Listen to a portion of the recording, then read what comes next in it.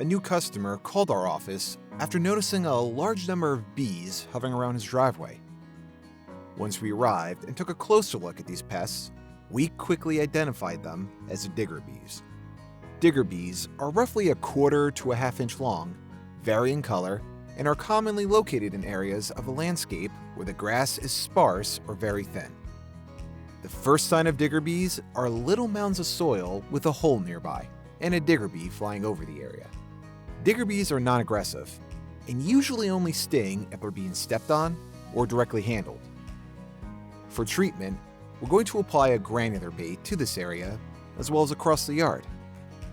Next, we're going to soak every single digger bee mound with a non-repellent liquid residual. Both of these treatments will rapidly exterminate the digger bees.